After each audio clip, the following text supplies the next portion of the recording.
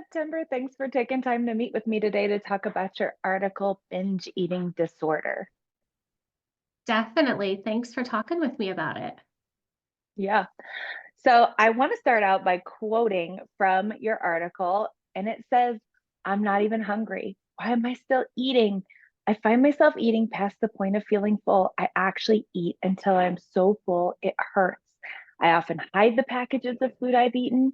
I'm so embarrassed that someone might see how much I ate. And then you said, it's quite possible you identify with the statements above and never realize others suffer in the same way. It is my hope that through this article, you find out you're not alone and that others have walked down the same path. Okay, so when I read this, I just felt like there's such a tone of like acceptance and Yeah. kindness and um, instead of adding to the shame that folks in this situation are often feeling, you're like, oh no. Let us get in Yeah. there and Right. hold that with you. Right. So I really loved that. Great. Yeah. I'm so glad that's the tone that you got in the beginning of the article because that was my hope. Is just that those who read this article will feel that they're not alone. They can work toward having compassion and acceptance toward themselves, their bodies, um, and that this article will help just shed some light onto the struggles that they've had and that they're real struggles. And there's lots of people that have been in the same situation they have been. Yeah, it can feel like such an isolating thing when that's you Yes, in that space. Like I'm the only one. And so right. I love that you used part of this article to actually talk about facts and statistics. Like, actually, Yeah, you're not the only one. exactly. Exactly. Yeah, some of those statements were from clients that I've had in the past. And so I felt like having those very specific, Mm. direct statements would speak to those who are in the midst of the struggle with this disorder. Yeah, that's awesome. Like, these are actual real people that said this. If this resonates, Yeah, then you know you're not alone. right. You talked Exactly. about binge eating disorder being relatively newly recognized in like the DSM-5, which is like Yep. the big book for Yes. categorizing Right. all the things. What are some of the diagnosis criteria? Like somebody's like, Sure. how would I know if I might have binge eating disorder? Right. Yeah. So the first part of it is that you have to have a binge eating episode, and that's characterized by eating more food in a short amount of time than most people would in that period of time, as well as feeling like a lack of control over eating during that episode. And those episodes have to happen at least once a week for 3 months. And so that's a binge eating episode. And along with that, to get diagnosed with the disorder, you also have to have three of the following during that episode. Either you consume food more quickly than what's normal, you continue to eat to the point where you're overly full. Mm. You also eat large amounts of food when you're not even hungry. You would often like isolate yourself after a binge because you're embarrassed with the amount of food you ate or the types of food. Or you could have feelings of guilt, disgust, or depression as a result of the things that you've eaten. Yeah. Oh, just hearing that Yeah, like fills me with yeah, compassion. yeah. Yeah, those are all very difficult things to experience about yourself and your body. And then to feel shame around it where you're not sharing it with other people, you really struggle alone. Yeah. Oh, so why is it important you mentioned in your article that binge eating disorder is often diagnosed alongside another mental health condition? You mentioned like ADHD, depression, anxiety, Yeah, substance use disorder. Uh, yeah. why is that relevant? Yeah, there's a couple reasons. First, a lot of times people will come in for symptoms of another disorder because they feel more comfortable talking about anxiety, Oh, depression, yeah, that makes um, sense. and s- they will share about that. And then it's not till later that you hear some of these binge eating symptoms. And Yeah. it's not till they feel more comfortable with you that they actually share it. So just so people are aware that that's going to be something that comes in there, that's not always maybe the first thing that someone may talk about. And then the other point of putting that in there was just treatment. And that if we know that a client has anxiety or depression, ADHD, that can help us determine what's going to be the best treatment alongside the binge eating disorder. And Oh, so that's why it's important to know just the different disorders or that there's co occurring disorders. yeah, that totally makes sense. You would Yeah. maybe treat like an ADHD binge Yeah. eating different than an ADHD or a Yeah. binge eating anxiety, Sure. Yeah. very tailored to the individual. Right. Right. Yeah, Exactly. yeah. And you talked about the treatments. So like you mentioned that there's three primary treatments. What are Yep. they?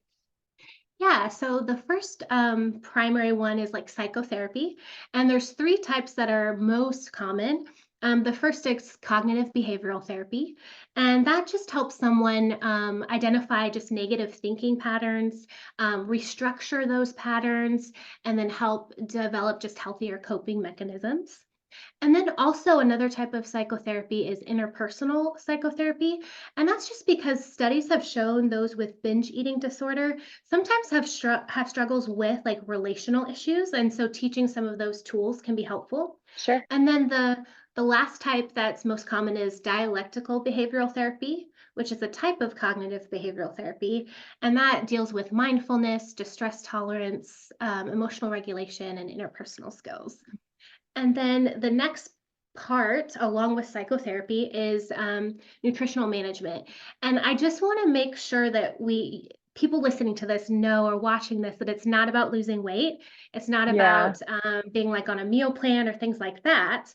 It's about speaking to a nutritionist who can help you feel more comfortable with listening to hunger cues, fullness cues, mindfulness eating, those types of things rather than focusing on the goal being like weight loss or being on a diet. Yeah. And then the last piece would be some people go and see primary care physician or a psychiatrist, and they can prescribe a medication that might be helpful with some of those symptoms that are like depression or anxiety or those types of things. Got it. So help get those um, brain chemical balances to get you to a place Yes, that it helps you be able to right. facilitate that healing journey internally. Exactly. Exactly. Exactly. Cool. Well, you mentioned having a great support group. And Yeah. I mean, I like in this season of my life, I'm like, oh, that's like the answer to like so many things. Yeah. Surprise. Yeah. So Exactly. what might that look like? How might that be helpful in Yeah. both prevention and in healing someone Yeah. who is experiencing binge eating disorder? Yeah, having just like a supportive group of people in your life, whether that's family, friends, or like a traditional support group, they can be helpful in just the beginning. If they're starting to see some unhealthy thoughts around food or behaviors, they can just gently point that out to you or let you know, hey, I'm here for you. I want to help you with this. Or they can also be people that you turn to when you're struggling or when you're already in treatment and you want to stop or you're not doing as well as you would like. So, just having that support to be there to show you the compassion and the kindness that you need and might not always be able to show yourself. Mm, Yeah, and then also just having, a support network of, your therapist, dietitian, maybe primary care physician, psychiatrist, that team of just treatment can also be very supportive. And this is where we're going. This is how we get you to the point where you want to be on this journey. yeah. How can we come alongside you and Yes, and be part of you reaching your goals that you have for you, right. not our goals for you, but Yeah, your goals for you, and just exactly. get to be part of your journey in that way. I love that. Yeah, yes, exactly. Well, the last thing I want to ask, and you know, you've been a therapist for a while now. You've seen, I don't Yeah. know, thousands of clients who have struggled with binge eating disorder and personally walked them through their journey. Like, Yeah. Is there hope for somebody who's Yeah. in this space?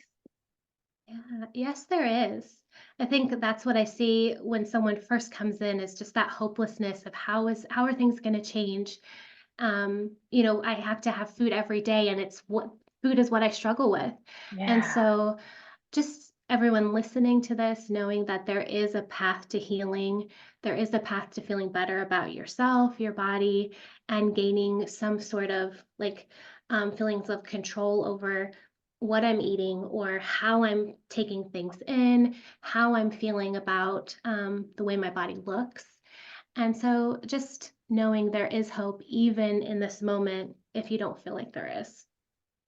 Yeah. That feels good. It feels good to have somebody that has walked with people and Yeah. like not just, some random pastor, you But got this, it's gonna be okay, like exactly. Yes. cheering you on, but like actually you've experienced these complete transformations Right. with people. So you know Right. there is hope. So that makes me Yeah. feel excited. Good. Awesome. Well, thanks for taking the time to meet with me and to talk through this Yes. article, and I'll see you in the next one. Sounds great. Thank you.